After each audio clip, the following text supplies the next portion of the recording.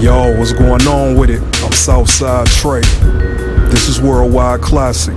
Tell y'all one thing, it's hot as hell out here. This is a special Summerslam edition of Worldwide Classic. But since Summerslam is this Sunday, I just wanted to take the time to talk about a few of my favorite matches for that event. When I was looking through the list of my favorite SummerSlam matches, for some reason, Bret Hart's name consistently came up in that conversation. I was thinking about 1991 when Bret Hart had a match against Mr. Perfect. And just like Bret Hart's opponent for that SummerSlam, the match was perfect.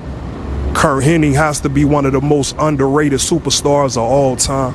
And him, along with Bret Hart, put on a classic way back in 1991. One day soon, we're gonna have a discussion about Curt Hennig, aka Mr. Perfect, because he really was one of the greatest to ever step inside of the ring. And I just feel like he doesn't get the credit that he deserves. The man is beyond a Hall of Famer. And just even to carry a name like Mr. Perfect, that's a high expectation to live up to. And Curt Hennig did that job to perfection. Bret Hart is already known as the excellence of execution, and when you have a match with a guy like Curt Hennig, who is perfect in the ring, then that's the exact type of result that you get in a high-profile match like that. The second SummerSlam match that I'm thinking about is Bret Hart once again, and this was just 1 year later in 1992 when he had a match against the British Bulldog. This match has already went down in wrestling history. I could argue the fact that that was British Bulldog's biggest win of his career. This particular SummerSlam event was held in the UK, which gave the British Bulldog a home court advantage.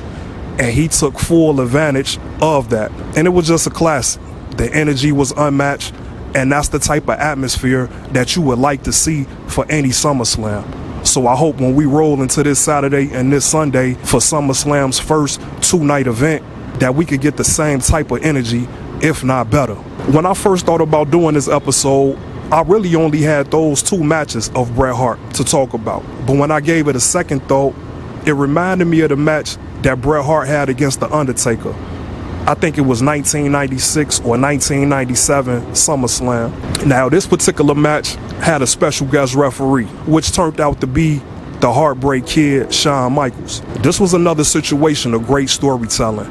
We already know what Bret Hart could do in the ring, and it's impressive to see him still have a classic SummerSlam match 5 and 6 years later from the previous two that I mentioned. And if Bret Hart hadn't left the WWE, I'm pretty sure he would have continued that streak of classic SummerSlam matches. Now, Bret Hart's match against Undertaker at SummerSlam wasn't as good as the two that I mentioned before. But when they added Shawn Michaels as the special guest referee, it added an element to the match that it very desperately needed, because Bret Hart and Shawn Michaels was involved in a full-blown feud. And the finish of this match punctuated that feud as Bret Hart spit in the face of Shawn Michaels. And it wasn't a little fake spit, this was the real deal, which resulted in Shawn Michaels trying to take a swing at Bret Hart with a steel chair, only for Bret Hart to duck and Shawn Michaels end up hitting The Undertaker instead, which cost The Undertaker the match. And as Bret Hart went for the cover to secure that victory, he stared at Shawn Michaels as to say he's always 10 steps ahead. So I love the finish of that match. And these are three classic matches that Bret Hart was involved with when it comes to SummerSlam. Now, I got two more matches, with the last match being my favorite SummerSlam match of all time. Now, the next match that comes to mind is with another one of my favorite wrestlers, and that's Kurt Angle. Kurt Angle had a SummerSlam match against Rey Mysterio, and this match was just a pure classic. Now, when I say Kurt Angle was one of my favorite wrestlers, that's for good reason, because this man could do it all. Technical wrestling, to submission, to mat wrestling, to even some high flying. He's a very serious and cutthroat competitor. He's an Olympic gold medalist, and I think a lot of times we take that for granted. And when you involve a guy like Rey Mysterio, those two styles just blend perfectly. I grew up watching Rey Mysterio have some of the greatest cruiserweight matches of all times with a guy like Dean Malenko. I think the matches between Rey Mysterio and Dean Malenko is some of the best of both their careers. And Dean Malenko, in my opinion, has a lot of similarities to Kurt Angle.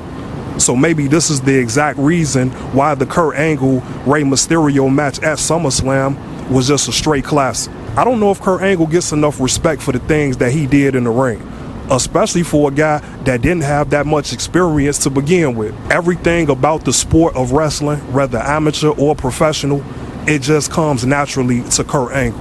I think Rey Mysterio felt the same way because he brought a little bit extra to that match. And it's just one of those ones that's gonna go down in history as one of the best SummerSlam matches. Now for our next match, and last but not least, this was a WWE Championship that I think is my favorite one for SummerSlam. And this was a match with John Cena versus Daniel Bryan. This was another match that was perfect. And that seems to be the theme for our SummerSlam special, is perfection. John Cena and Daniel Bryan, in my opinion, had the best WWE Championship match that I can remember seeing for a SummerSlam. From start to finish, this match was a classic. And this was the perfect opponent for John Cena.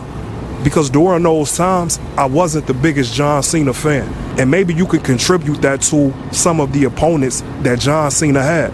For whatever reason, the styles just didn't match a lot of the times. But we talking about Daniel Bryan. Just like Bret Hart, just like Kurt Angle, Daniel Bryan is one of the greatest wrestlers on the planet Earth. And it doesn't matter who he steps inside of the ring with, it's almost a classic either way it goes. And that's because Daniel Bryan is on a whole different level when it comes to professional wrestling. Even with John Cena, even with a guy that I wasn't a big fan of, somehow Daniel Bryan was able to take that match to a whole nother dimension. And I can't remember if it was Daniel Bryan's first WWE Championship, but it felt like it. I'm not the only one that loves Daniel Bryan as a wrestler. And anytime he stepped in that ring during that time, those fans went crazy. Everybody was on their feet showing the proper respect to two legends making history. And with the help of Daniel Bryan, I saw the best that John Cena had to offer at that SummerSlam. Even the end of the match, after Daniel Bryan secured the WWE Championship, you had Randy Orton come out along with Triple H and cash in his Money in the Bank contract at that time.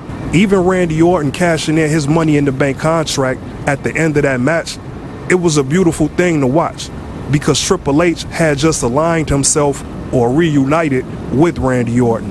And this whole storyline of the Authority started to take place right then and there. Front to back, John Cena versus Daniel Bryan at SummerSlam. It was one of the best WWE Championship matches that you'll probably ever see for that event. Especially when I just named 4 matches that involve some of the greatest of all time. Bret Hart and Kurt Angle are probably in my top 3 when it comes to professional wrestlers. And it's a good chance Daniel Bryan could be number 3. In the perfect world, I wish I could have seen all 3 of those guys have a one-on-one match. Kurt Angle versus Bret Hart versus Daniel Bryan, and Daniel Bryan versus Kurt Angle. I will pay all the money in my pocket right now to see all 3 of those matchups. And it's a damn shame because as wrestling fans, I think we've all been robbed of true wrestling excellence. To be able to see Kurt Angle versus Bret Hart, I probably wouldn't even need to see another professional wrestling match. Now, the reason that I discuss those matches is because I'm really hoping and praying that this weekend we get a classic SummerSlam. We already know that I'm not too thrilled about the card because it really just feels like a WrestleMania repeat. So that part is a disappointment. I want to see a classic match like the ones that I mentioned.